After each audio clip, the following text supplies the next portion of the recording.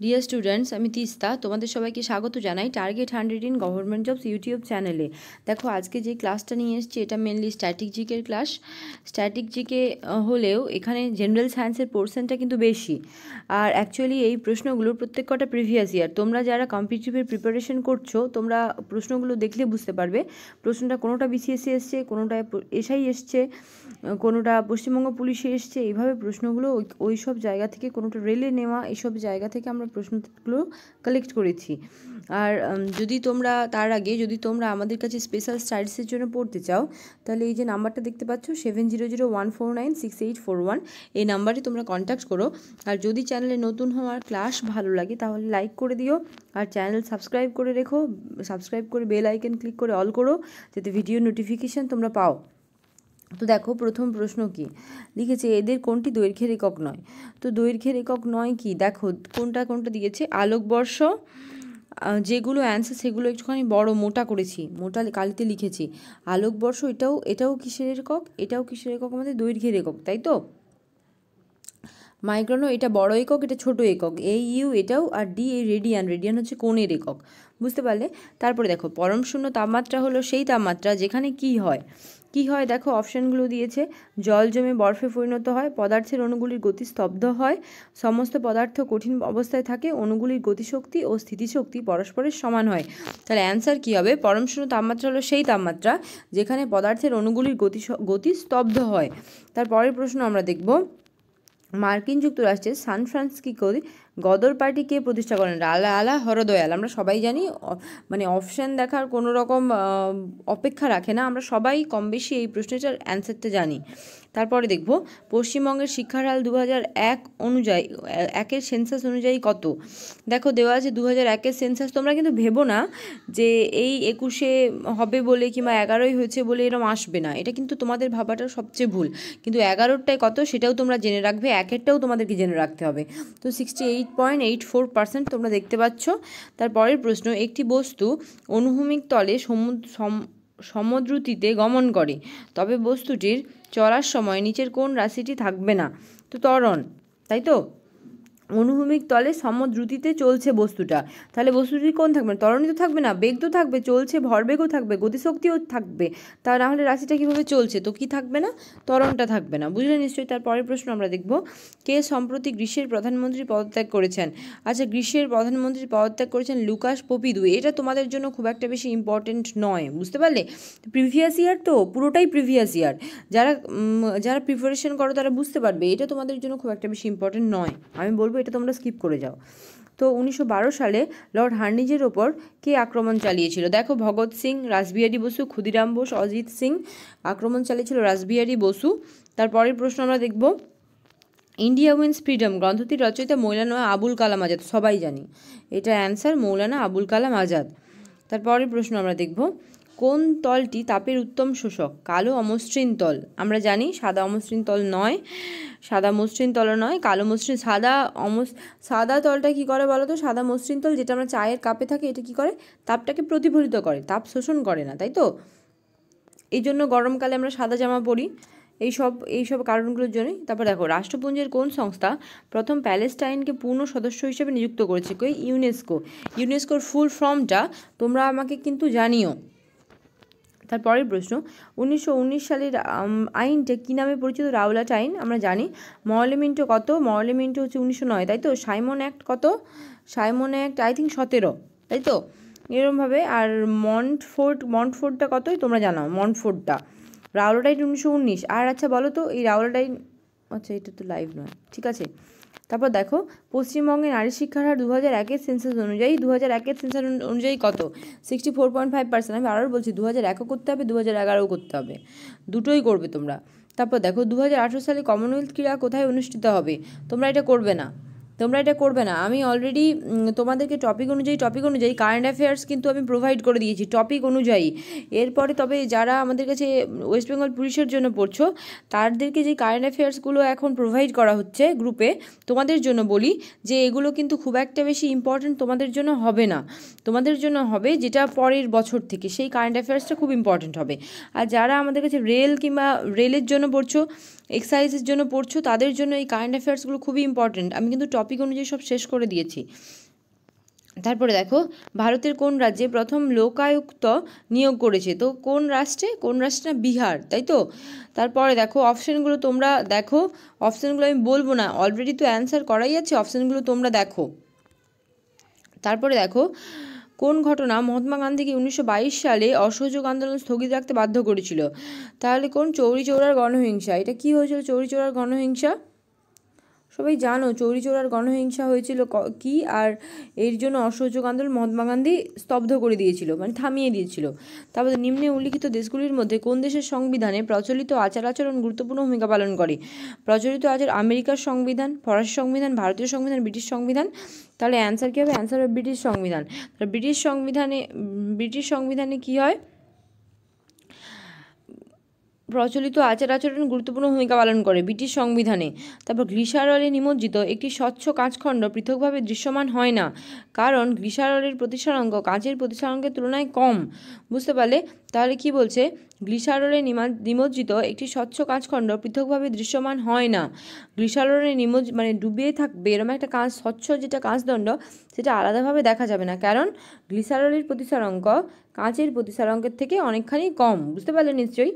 তারপরে দেখো 2001-এর সেন্সাস অনুযায়ী ভারতের সর্বনিম্ন শিক্ষার হার পাওয়া যায় কোথায়? বিহারে। আমি 2011-র একটা লিস্ট দিয়ে দেবো, কারণ তোমাদের পক্ষে টাফ হয়ে যাবে খুঁজে খুঁজে বার করা। আমি 2011-র একটা লিস্ট আমি নিজে রেডি করে দেবো।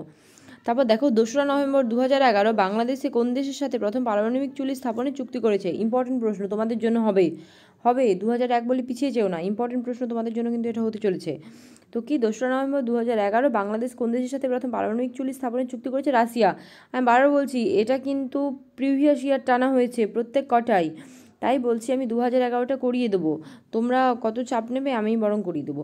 ধনাত্মক আধানে আহিত একটি পরিবাহীকে ভূসংলগ্ন করা হলো, তো কি হবে? তো পরিবাহী থেকে ভূপৃষ্ঠে ইলেকট্রন প্রবাহিত হবে, পরিবাহী থেকে ভূপৃষ্ঠে প্রোটন প্রবাহিত হবে। অ্যান্সার ইজ ভূপৃষ্ঠ থেকে পরিবাহীতে ইলেকট্রন প্রবাহিত হবে। বুঝতে পারলে? তারপরে দেখো কোন কংগ্রেস অধিবেশনে পূর্ণ স্বাধীনতার দাবি প্রথম উত্থাপিত হয়? তাহলে লাহোর। সালটা তোমরা জানাবে, সালটা বলো। লাহোর অধিবেশন। 2001-এর সেন্সাস অনুযায়ী ভারতের লিঙ্গানুপাত 933 জন নারী, মানে 933:1000, তাই তো। তারপরে ফ্লুরিনের যোজ্যতা ইলেকট্রনের শিল্ডিংয়ের পরিমাপ, ফ্লুরিনের যোজ্যতা ইলেকট্রন শিল্ডিংয়ের পরিমাপ 5.20।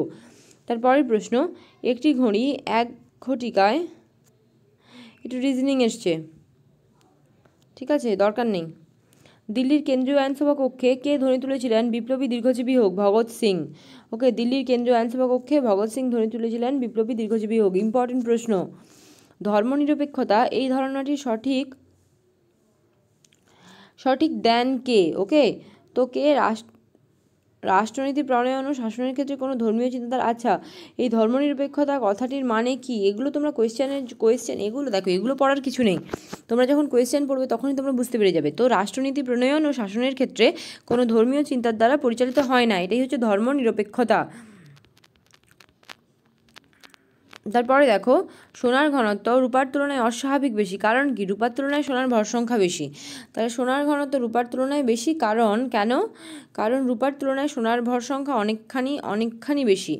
তারপরে দেখো সিটিবিটি শব্দটি কিসের সঙ্গে যুক্ত? পরমাণু অস্ত্রের সঙ্গে যুক্ত সিটিবিটি, শুনেছ সবাই কম বেশি, অনেকে শোনোনি হয়তো। 1906 সালে সিমলায় মুসলিম প্রতিনিধি দলের কে নেতৃত্ব দিয়েছিল? 1906 সালে কোন অধিবেশন? 1906 সালে কোন অধিবেশন হয়েছিল সেটা জানাও। আমি তোমাদেরকে আগেই জিজ্ঞাসা করেছি কোন অধিবেশন হয়েছিল, তো কে দিয়েছিল নেতৃত্ব? আগা খান। তারপরের প্রশ্ন দেখব, ভারতীয় ঔপনিবেশিক ইতিহাসে কোন ঘটনাটি ভারতের প্রথম স্বাধীনতা যুদ্ধ বলিয়া গণ্য করা হয়? তো স্বাধীনতা যুদ্ধ হিসেবে গণ্য করা হয় কি? সিপাহী বিদ্রোহ, যেটা হয়েছিল 1857 খ্রিস্টাব্দে, সিপাহী বিদ্রোহ বা মহাবিদ্রোহ, তাই তো। টেলিযোগাযোগের জন্য কোন ধরনের তরঙ্গ ব্যবহার করা হয়? মাইক্রো তরঙ্গ। বারবার আমি নিজেই পড়িয়েছি এটাকে, আমার মনে পড়লো। কোন প্রাচীন গ্রন্থে বর্ণ ব্যবস্থার প্রথম উল্লেখ পাওয়া যায়? তাহলে বর্ণ ব্যবস্থার উল্লেখ পাওয়া যায় ঋগ্বেদ। তারপর তাহলে অথর্ববেদে জাদু মন্ত্র ওইসবের পাওয়া যায় অথর্ববেদে, বুঝলা? মনুসংহিতায় বিভিন্ন রকম মন্ত্র তন্ত্র এইসব পাওয়া যায়। পূর্ব কলকাতা জলাভূমিকে নিম্নলিখিত কী নামে অভিহিত করা হয়েছে? দেখো রেনসার সাইট। পূর্ব কলকাতা জলাভূমিকে রেনসার সাইট নামে অভিহিত করা হয়েছে। তারপর দেখো মহাত্মা গান্ধী প্রতিষ্ঠিত শ্রমিক সংগঠনের নাম কি? মহাত্মা গান্ধী প্রতিষ্ঠিত শ্রমিক সংগঠনের নাম হচ্ছে মজুর মহাজন। তারপরের প্রশ্ন আমরা দেখব,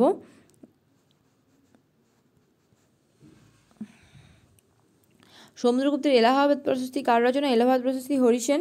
আর সমুদ্রগুপ্ত কার আচ্ছা হরিসেন, এইটাও পরে দেখো হরিসেন কার সভাকবি ছিল? তো অ্যান্সার হবে সমুদ্রগুপ্ত। এটাই বলার চেষ্টা করছিলাম। উচ্চ জন্মহার নিম্নোক্ত কোন বিষয়টির সঙ্গে সম্পর্কযুক্ত? মহিলা সাক্ষরতার নিম্ন হার, ডেফিনেটলি। তারপরের প্রশ্ন, অনুশীলন সমিতির প্রতিষ্ঠাতাকে? ব্যারিস্টার প্রমথনাথ মিত্র। অনুশীলন সমিতির প্রতিষ্ঠাতা। গ্যাসীয় অণুর গড় গতিবেগ কোনভাবে প্রকাশিত করা যায়? গ্যাসীয় অণুর গড় গতিবেগ,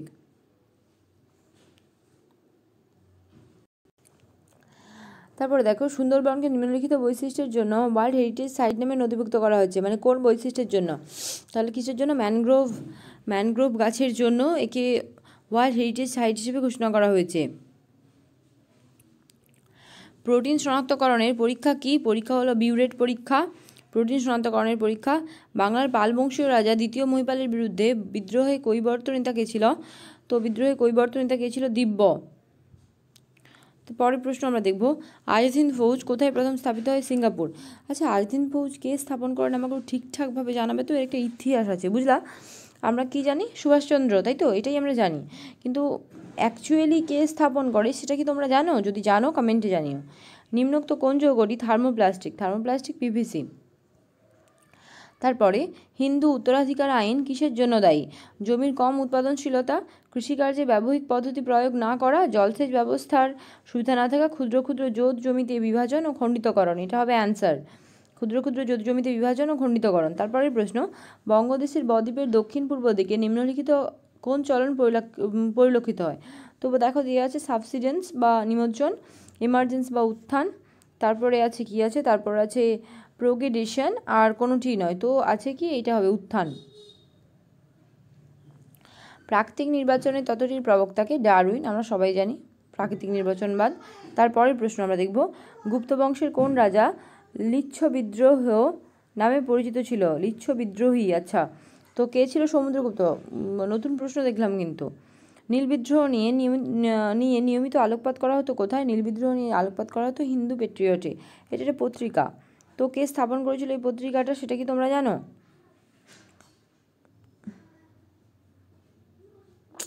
দূর।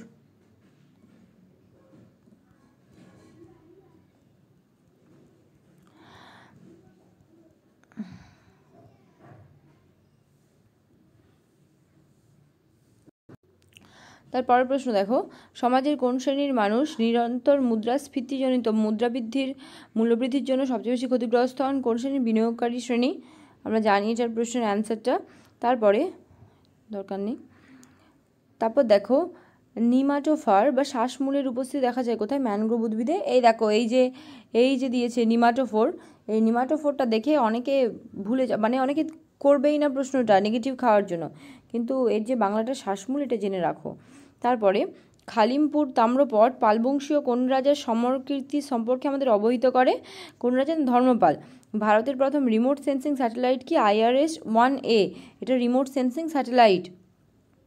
তারপরের প্রশ্ন, ডিএনএ জাইরেজ উৎসেচকটি সংশ্লিষ্ট থাকে যে কাজের সঙ্গে, তা কি? তা হলো ডিএনএর ক্ষয়, তার জন্য উৎসেচকটি ব্যবহৃত হয়। তারিখি ফিরুজ শাহী গ্রন্থটির রচয়িতা হচ্ছে জিয়াউদ্দিন বারানি। আমরা জানি এটা। তারপরের প্রশ্ন, স্বরাজ আমার জন্মগত অধিকার। অপশান দেখাই লাগে না, বাল গঙ্গাধর তিলক। মূলধন কাকে বলে? মূলধন যেটা মূল অর্থ, সেটাই হচ্ছে মূলধন। তারপরের প্রশ্ন, জাইলেম কলা প্রধানত সংশ্লিষ্ট কোথা থেকে? উদ্ভিদের জল ও খনিজ খাদ্য পরিবহনের সঙ্গে, মানে কাজটা বলতে চাইছি। দিল্লির সুলতানির শেষ শাসক কে ছিলেন? ইব্রাহিম লোদি সুলতানির শেষ শাসক। তারপর খুদাই খিদমতগারের নেতা কে ছিলেন? নেতা ছিলেন জিন্না, MA জিন্না, খুদাই খিদমতগারের নেতা। নিম্নে বর্ণিত কোনটি ভারতের ভবিষ্যৎ শিল্পায়নের ক্ষেত্রে সবচেয়ে বেশি গুরুত্বপূর্ণ? পরিকাঠামোগত সুযোগ সুবিধা।